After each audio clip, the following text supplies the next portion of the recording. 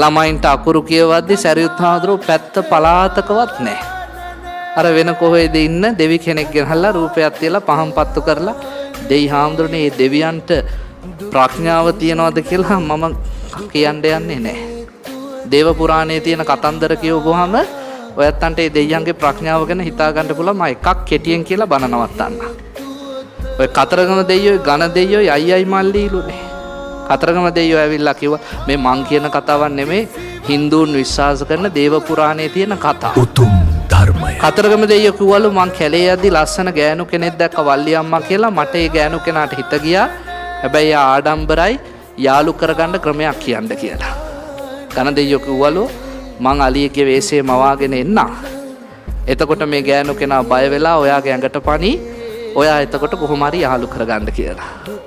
පිරිත් පැන් කෙන්ඩියක් දුන්නලු අතට මේ පැන් කෙන්ඩියෙන් මට ඉරාවරට යන්න කලින් පැන් ඉහින්ද නැත්තම් මං සදාකාලික අලියෙක් වෙලා ඉඳී කියලා. ඔන්න දැන් අලි වෙස්යකින් ආවා.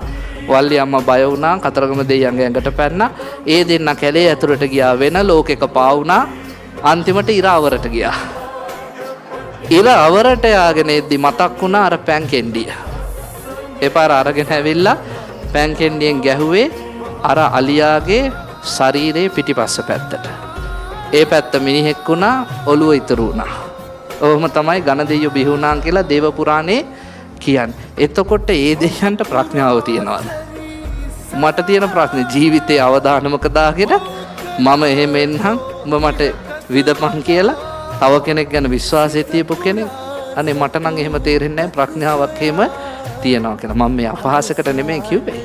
ඔයත් තව ටිකක් හිතන්න අපි බෞද්ධයෝනේ. බෞද්ධයන්ගේ ප්‍රඥාවට අධිපති කෙනා සාරිපුත්ත හාමුදුරුවෝ. අපි ගෙවල් වල සීවලී හාමුදුරන්ගේ රූපේ ගහන් ඉන්නවා. මොකද විශ්වාසයක් තියෙනවා අපිටත් කණ්ඩ හම්බ වෙයි කියලා. අපි මේ බඩට ලොල් වෙච්ච જાතිය. අපි නිවන් මාර්ගයට කැමති නම් සරියුත් හාමුදුරුවනේ උතන ඉන්න ඕනේ. ප්‍රඥාව අතර අධිපති සරියුත් හාමුදුරුවෝ රූපෙවත් සමහරුන්ට මතක නැහැ. මේ ශාසනයේ හිටපු හරි ලස්සන හාමුදුරු කෙනෙක් නේ. උන්වහන්සේගේ මූණ රවුම් හරිම කරුණාවන්තයි. මිනිස්සු ඉස්සර හිතනවලු සරියුත් හාමුදුරුවෝ මොන තරම් ලස්සනද කියලා.